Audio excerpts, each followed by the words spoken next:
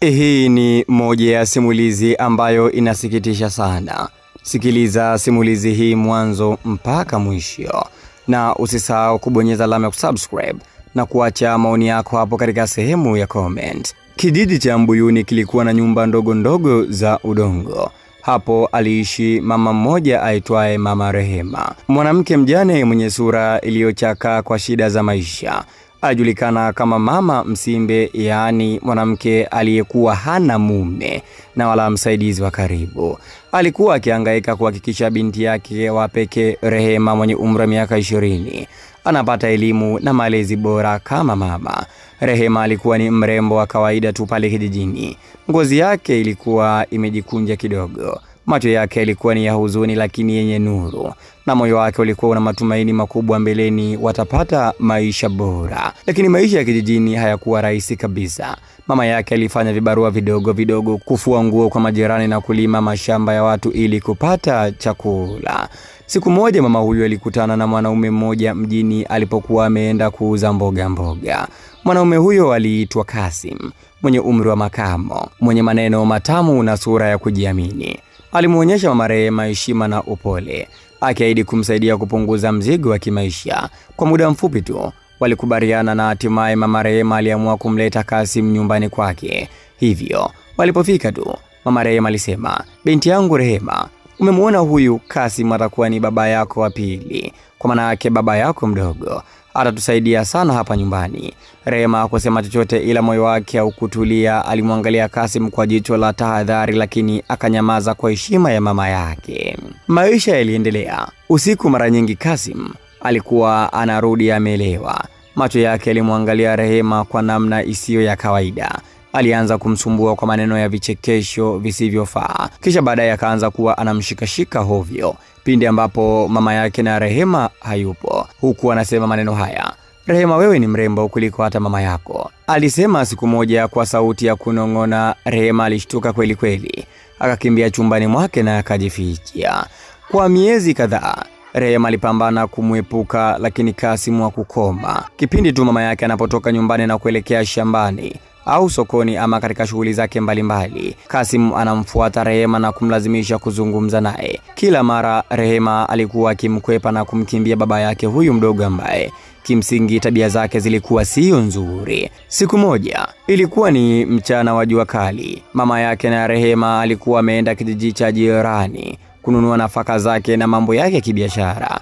Kasim alirudi nyumbani akiwa amerewa kabisa. Kwa hila na nguvu zake, Kasim alimshambulia Rehema na kumuingilia bila huruma. Binti Rehema alilia kweli kweli. Machozi yalibubujika na kuanguka chini mithili ya mvua inayodondoka kwenye bati, kisha matone yanaanguka chini. Kilio chake kikibaki ndani ya kuta ndogo za nyumba ya nyasi. Ndipo ndoto ya ujana wake ikavunjika pale pale. Binti alilia kweli kweli na kushangane kwa nini baba yake mdogo huyu anamfanyia vitendo vya hovyo. Miezi michache ilipita. Tumboni mwa Rehema kukaanza kuonyesha dalili. Mama yake alipoona, alikasirika kupita kiasi. Bila hata kuuliza sababu wala ukweli, alimuuliza kwa hasira, "Rehema, umeniaibisha mwanangu. Nahisi una mimba. Umekuwa mwanamke mdogo usiye na adabu. Na nikakupa mimba hii." Hiyo ilikuwa ni sauti ya ukali kweli kweli ya mama yake na Rehema mara baada ya kugundua tu ya kwamba Rehema tayari kaonesha mabadiliko, ni mjamzito, tumbo limeshakuwa kubwa. Rehema alilia na kujaribu kujieleza, "Mama, ni Kasim, baba mdogo, ndio alionifanyia haya." Lakini mama yake hakusikiliza. Kwa jinsi ambavyo anampenda Kasim, alidhani binti yake anatafuta kisingizio tu. Kwa uchungu na ghadhabu, Mama Rehema aliamua kumfukuza binti yake kutoka nyumbani. "Ondoka kwangu. Sitaki kukuona hapa tena. Hata kama wewe ni damu yangu, umeniharibia jina kijijini. Toka, nenda, wewe mtoto umeshakuwa malaya." Mwisho kunukuu. Hayo ni maneno mazito na machungu ambayo yalitoka kinywani mwa Mama Rehema, akimtamkia binti yake Rehema kutokana na kumtia aibu ya kubeba ujauzito nyumbani. Rehema alichukua kijibegi chake na kuondoka, huku akilia kweli kweli, huku mzee Kasim akicheka kwa dharau kabisa.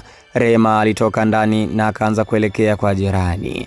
Rehema alijikuta akiishi kwa tabu kubwa, akijificha kwa watu ili asionekane. Alijifanyia kazi ndogo ndogo alipopewa hifadhi, na huku akipata misaada mbalimbali kutoka kwa mzee mmoja ambaye ndiye aliyempa kijumba kidogo kilichopo pembezoni kabisa mwa nyumba yake awe anaishi hapo. Rehema ameishi hapo kwa shida kweli kweli, akijikimu kidogo kidogo kimaisha. Wakati huo Kasim aliendelea kuishi na mama Rehema kana kwamba hakuna kilichotokea. Ndio kwanza anaenda kilabuni na chapa ulaji na kurudi nyumbani anakula na anakula tena. Hivyo Kasim aliendelea kumdanganya akimwambia kuwa binti yake alikuwa ni mkaidi na asiyesikia maneno. Mama yake na Rehema aliendelea kuamini maneno yake, moyo wake ukiwa mgumu kwa Rehema kweli kweli.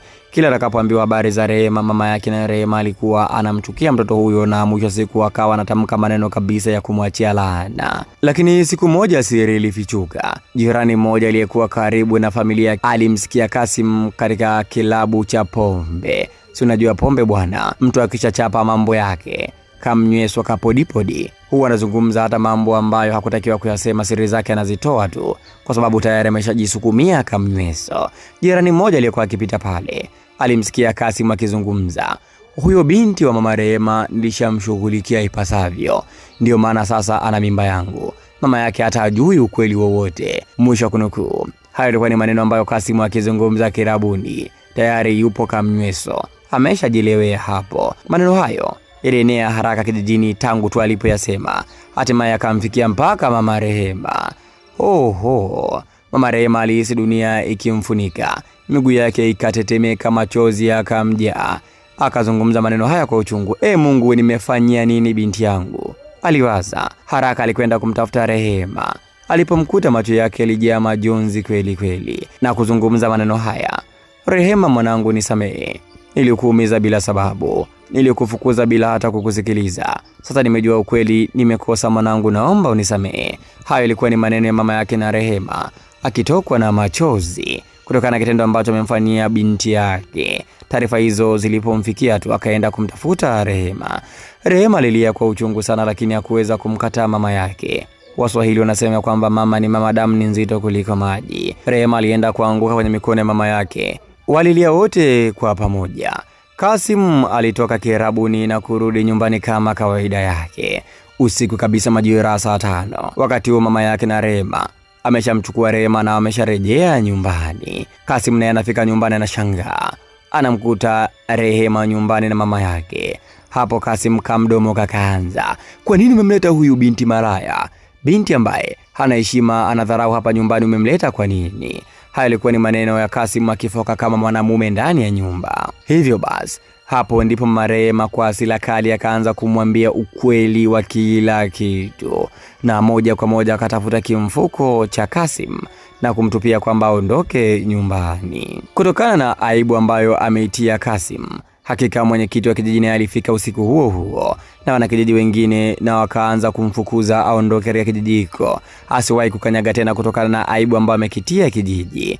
Kasim alianza kulia kwa uchungu kweli kweli, na kila mtu alikuwa akimzomea barabarani pindi ambapo anapita usiku huo. Kasim alijiona ni mwenye hatia kutokana na mambo ambayo aliyafanya, hata pombe zenyewe zilimluka. Hivyo Kasim aliondoka katika kijiji hiko. Rehema aliendelea na mimba yake hadi akajifungua mtoto wa kike. Mama yake alimsaidia kulea mjukuu wake, huku akijutia kosa la kutomsikiliza mwanzoni binti yake. Ingawa maisha yalibaki magumu, walijifunza kuishi kwa upendo na mshikamano.